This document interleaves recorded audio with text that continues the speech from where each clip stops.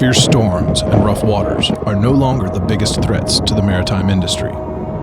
Modern vessels depend on computer systems and satellite communications that make them vulnerable to cyber attacks on their navigational systems, critical software, and operational systems. Pirates of the modern world have the ability to conduct cyber attacks that can cripple a shipping business, compromising the safety and security of crews and passengers, the integrity of our coastlines and waterways, the viability of the vessels, and the reputation of the business. It's estimated, for example, that by 2018, cyber attacks against oil and gas infrastructure will cost energy companies close to $1.9 billion. Consider the following scenario. A sophisticated team of hackers targets a company that manages a large international tanker fleet that includes VLCCs. The hackers implant malware on several USB drives, strategically dropping them in high-traffic areas near where the crews join their vessel. On their way to the vessels, several crew members find the drives.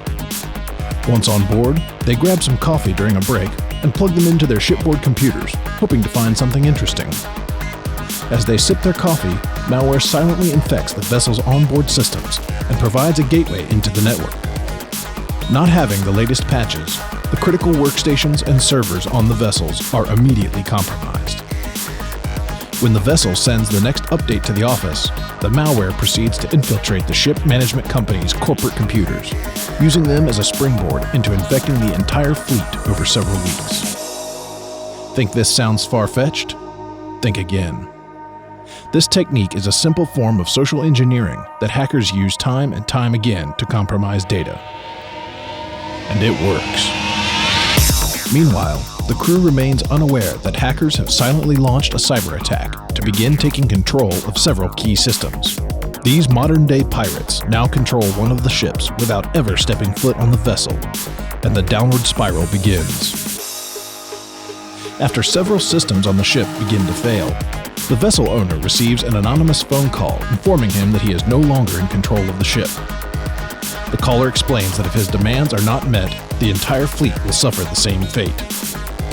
The captain and crew are not trained to handle a situation like this, and haven't developed contingency plans in the event of a takeover. They also don't know whether the hacks may be triggered by GPS position or a time and date event. Shutting down satellite communications or GPS will leave the ship without navigation and communications, making the situation even graver. He alerts his crew to begin the override procedures, but many of them are untrained and struggle to regain control. Having no other option, and risking an expensive business interruption event, an environmental disaster, and a destroyed company reputation, the ship management company is forced to meet the demands of the cyber pirates.